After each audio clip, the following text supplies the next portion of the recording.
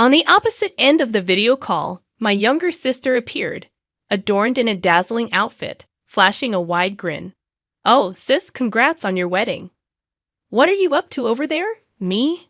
I'm just changing my dress," she remarked as she displayed her entire ensemble on the screen. To my surprise, she was wearing the exact same colored dress I had chosen.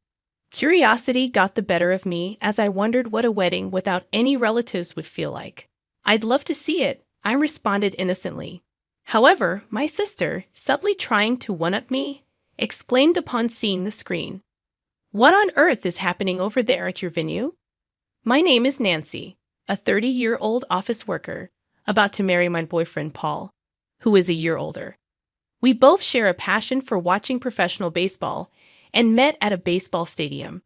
He proposed on the way home from a game, and we found ourselves in a situation akin to the seventh-inning stretch, not allowing a run despite having runners on base. However, an unexpected adversary emerged: my sister Lily, 4 years younger. Lily, with a cute face even more adorable than mine, harbors a slightly twisted personality. She has been imitating me since childhood, copying everything from school activities to clothing and hairstyles. Despite complaining to our parents, they always sided with Lily. While our sisterly relationship isn't bad, there were moments when the greatest hate sprang from the greatest love. Even in matters of marriage, Lily mimicked me. After introducing each other to our parents and going through the engagement process, Paul and I started preparing for our wedding. We embarked on a journey to find the perfect wedding venue, meticulously comparing estimates and dates, engaging in serious deliberations. Our dedication mirrored the careful consideration we put into predicting the starting lineup of our favorite baseball team. After exhaustive effort, we discovered a venue where we could hold a ceremony on the anniversary of the day we started dating. Destiny seemed to guide us. "Let's have the ceremony here," we decided. A few days later, a call from Lily surprised me. "Oh, sis, I decided to get married too." I genuinely congratulated her, and Lily laughed happily, explaining, "I thought, since you're getting married, I should too." I pushed him to propose to me. I was taken aback, questioning the reason behind her decision. "Getting married just because I am? Is that really okay?" I asked. Lily casually revealed, "Guess what? I accidentally set my wedding date to be the same as yours. Turns out the day you guys picked is considered lucky or something. Right? We thought we might as well go with the flow." Despite the coincidence, we had chosen our anniversary for sentimental reasons. "Lucky day indeed," I replied, trying to accept the situation. However, my bewilderment grew when Lily added, "We decided to get married on our anniversary. Why on earth would she do something so unreasonable?" "What about the guests? Isn't it better if they attend my wedding? I mean, come on. Guests will have more fun if the bride is cute, don't you think? You just can't pull that off, sis." I was left dumbfounded by her audacious plan, contemplating the impact on our guests. "So that's the plan. All our relatives will attend my wedding." "I've already contacted everyone in our family," Lily confidently declared. Lily's abrupt hang-up left me in a state of panic. She had already contacted everyone, and the swift action felt like a runner being forced out at home plate due to a fly ball in foul territory. If I contacted our relatives now, I feared they would view me as the unreasonable one and sympathize with Lily's situation. What a disaster. Until now, Lily's antics had been only slightly annoying, but now she had directly challenged me. Faced with such a formidable adversary, we had two options: either change our wedding date or proceed as planned, a change-up or a straight play. Apologizing to Paul for Lily's inconsiderate actions, I sobbed. When we discussed it with our parents, they expressed the hope that we could resolve the issue ourselves, subtly implying that they expected me to be the one to give in. Frustration and sadness overwhelmed me. I felt fed up with my sister and parents seemingly happy about jeopardizing their eldest daughter's wedding. My husband genuinely listened to my concerns but pointed out, "Your sister is the kind of person who mimics everything, right? If we move our wedding date, won't she just do the same and end up overlapping with us?" Convinced by his reasoning, I agreed that adjusting our schedule, only for it to be crushed again, would turn our wedding memory into a single word: disastrous. I refused to let that happen. If it's going to end up like that, there's no point in moving the date. We should value our anniversary and proceed with the ceremony as planned, he suggested. The realization hit me that none of our family or relatives might attend. Worried about inconveniencing them, I fretted, let's think about that. With our heads together, my husband and I decided to keep our wedding date. Our parents were terrified at the thought of their 2 daughters having weddings on the same day, causing a scramble for attendees.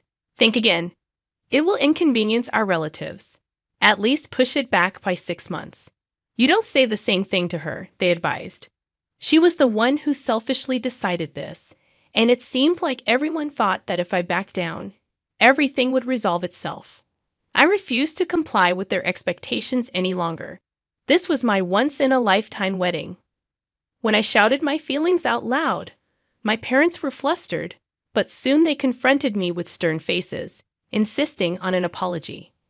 Your dad and mom didn't mean anything like that. It's rude to talk to your parents like that, they scolded. If I were the judge, parents like these would be ejected. That was it. I no longer saw them as my parents. Goodbye. I am no longer your daughter. And so, I had a fallout with my parents. Surprisingly, I didn't feel sad. Instead, I felt relieved. It was their choice. After falling out with our parents, my sister contacted me immediately. Sis, what did you say to mom and dad? Both of them look really scared, and the atmosphere at home is so tense. I calmly informed her that I told them I'm not changing the date for the wedding. What? My sister gasped. But all our relatives are going to come to my wedding, right? Including dad and mom. Are you okay with that? I replied, I'm fine. Do as you please. I've cut ties with my parents, so I don't care about the relatives either. Wow, really? Then let's both have fabulous weddings, my sister suggested, seemingly unfazed. I admired her audacity. She was the type to pretend she's hurt even if she wasn't hit by a dead ball. The only reason we've been getting along as sisters so far was because I've been putting up with her, silently enduring to keep our family together. Perhaps this fueled my sister's audacity. By the way, sis, what kind of invitations did you choose? What pattern? What color? Are the addresses handwritten or printed? She inquired. I haven't decided yet, I replied. Well, make up your mind. You've got great taste. I want to use yours as a reference. The word reference made it clear. She was planning to copy me, as my husband predicted. If I were to change my wedding plans, she would follow and mimic me. Once I became aware of how much I had been enduring, my sister's copycat behavior began to feel like tremendous stress. But wait, this might be an opportunity to stop unnecessary endurance, a chance to give a piece of my mind to my annoying sister and my insensitive parents. I pondered a few options, and then it struck me, oh wait, I'll send you some pictures. I decided to be unexpectedly kind to my sister. My sister, oblivious to my intentions, rejoiced with perverse delight. Wow, I'm so happy. I knew I could count on you, sis, she exclaimed. If she wanted to rely on me, then so be it. Even I am capable of pulling off a trick play. After that, I lost all contact with our parents. We cut ties. But I still kept in touch with my sister. As expected, she chose the same invitation I did and politely sent one to me as well. Then she started fishing for information about my wedding. As the wedding approaches, our frequency of contact has increased. What color is the dress? What kind of fresh flowers? What is the ratio of men to women on the venue staff? I grew increasingly irritated by my sister, who asked me about everything. Then she sent me a text that read, I've chosen this dress. It looks good on me, doesn't it? With a picture of herself wearing the exact same dress I had chosen. If she wanted to mimic me that much, then let her. Finally, I made a phone call to my sister for the first time since the day she informed me of her wedding date. Hello, so I changed the menu for the wedding bit. She was surprised, asking why. I upgraded the meat dish, asked for a better drink course, and added one more appetizer. She responded with a puzzled "Oh, huh? What does it look like? Do you have a picture?" I replied, "Sure, but what will you do after you see it?" She requested to see it, and I told her, "I'll use it as a reference." By reference, she meant to use it as a model, doing the same thing. I sent her the picture, but not without a cautionary note. Make sure you discuss it well with your husband. Changing the menu can significantly affect the wedding expenses. You said you couldn't afford any more expenses last time. I know that. But if you guys can do it, then of course, we can do it too. That's what you think. It would be nice if you could. My sister urged me to send the pictures immediately and hung up. I let out a huge sigh. Watching me, my worried husband said, "Why don't you stop contacting your sister? It's stressful, isn't it?" Yes, it's stressful, but I can't stop now. I've decided to teach her a lesson. If I back down now, I'll end up going down the same path as before. I can't stand that. It's okay. I won't stop. This is a battle between sisters who share the same blood. I'm going to win this fight. This is the WBC for my sister and me. Not the World Baseball Classic, but the Women's Bridal Classic, you knucklehead. On the day of our weddings, my husband and I were both nervous. There was stress about being in the spotlight on one of the most important days of our lives, and we worried if everything would go as planned. However, once the ceremony began, all the nervousness vanished. Everyone we invited watched us with warm eyes, and I was so happy that I burst into tears. The reception following the ceremony started smoothly, and I was on cloud nine. Even during the reception, I kept my smartphone close by for taking photos with the attendees. Then my phone rang, thinking it might be bad timing, but when I checked the screen, the call was from my sister. I hesitated for a moment, but then moved to a corner of the venue to answer the call. On the other end of the video call, my sister, dressed in a gorgeous outfit, was grinning. "Oh, sister, congratulations on your wedding. What are you doing there?" "I'm in the middle of changing my outfit," she said, showing her entire outfit on the screen, the exact same dress I chose. "I was wondering what it's like to have a wedding without relatives. I want to see, show me." "Okay." I switched the camera and showed her the venue. Seeing the situation, my sister raised a surprised voice. "What's going on with your venue? It looks like a standing party." "That's right. Instead of a regular reception, we decided to have a pay-as-you-go wedding reception party." "What?" When my sister decided to have her wedding on the same day, we realized that a regular reception would be difficult. Honestly, we felt helpless. So we consulted with the venue staff, and they proposed this idea of a pay-as-you-go wedding reception party. We decided not to have a formal reception, but a casual party instead. We made the opening speech, the toast, and the closing speech. The rest of the time was dedicated to chatting and recreation. We asked the guests to contribute an attendance fee and didn't accept any gifts. The food was buffet style.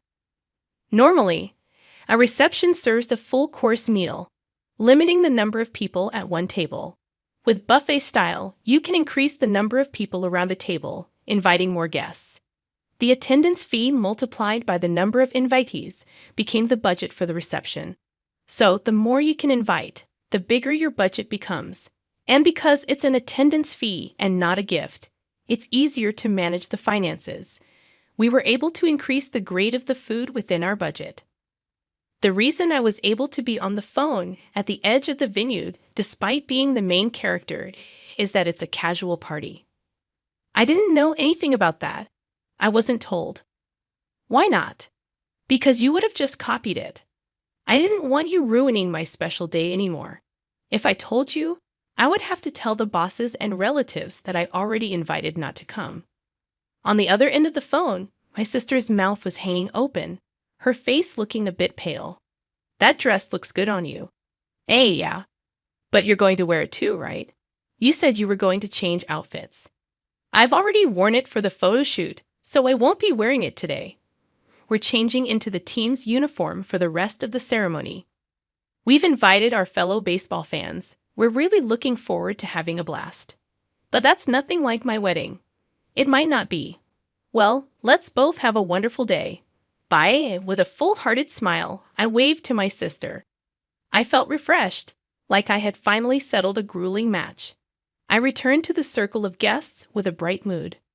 Later, I sent a postcard announcing my marriage to relatives. According to a relative who called to congratulate me, my parents avoided talking about me as much as possible on the day of the wedding. When asked if we had a fight, they replied, "She is no longer our child." Wow, so I'm no longer their child. Just what I wished for. I don't need parents who take my sacrifices and patience for granted. I'll leave them behind. My sister was emotionally unstable in the latter half of the wedding. Up until then, she was over the moon as the star of the show. But that changed as soon as she came back from changing her outfit. She was restless and couldn't calm down, nervously attentive to the staff's movements and the flow of the reception. She even asked if they could change the dishes from that point on, or if there was anything that could be canceled. How unreasonable. The venue staff must have had a hard time. As long as she was copying me, she could escape responsibility by saying, "I did the same as my sister." But this time, on the big stage of the wedding reception, she couldn't use that excuse because my sisters and my weddings were completely different. The responsibility for ignoring the budget and demanding upgrades to the food and changes to the outfits all fell on my sister. She probably started looking for a realistic line in a panic, but it was a little too late. According to the relative who told me the story, the food was wonderful because they changed the usual menu to mimic the food at my wedding party. It was a special menu, and on top of that, they upgraded the food. So the cost of the meal alone must have been hefty. Changing outfits also incurs costs for the dress and makeup. I wonder how much the total payment was. It's like signing a free agent without considering the team's budget, and as a result, the cost unnecessarily ballooned. The relationship with the husband's parents deteriorated, affecting the couple's relationship. Their marriage started with the relief pitcher getting burned and giving up a lot of runs, so it's no wonder it didn't go well. They apparently separated soon after they returned from their honeymoon, but my sister, it seems, can't even return to the family home she should have been able to rely on. In our parents' home from which the crucial element, me, had been removed, the relationship between my parents and my sister seems to have become rapidly unstable. She told me everything, probably to put the blame on me, even though I hadn't asked for any of it. Divorce seems inevitable. It's a pity, but I don't feel guilty at all. When she finds her next partner, I hope she will think and act independently. Once the rush of the wedding was over, my husband and I visited my in-laws. We went to express our gratitude once again to my in-laws who understood our decision to forego a wedding ceremony and reception with relatives and to hold a wedding party instead. To our surprise, my in-laws had prepared a luxurious cake for us as a surprise. The room was beautifully decorated, and there were pretty flowers everywhere. They warmly welcomed us, congratulating us on completing the party. Despite not being able to see their son in his tuxedo because of my circumstances, they were incredibly kind to me. I was so grateful and moved that I burst into tears in front of my in-laws who were holding up their cameras. My husband and I cut into the cake together, wedding cake cutting. Despite losing heavily to the opponent's lucky 7th inning, we managed to hit a grand slam and pull off a spectacular comeback. We swept away the old family, and now it's the start of a new life. We will surely be happy from now on.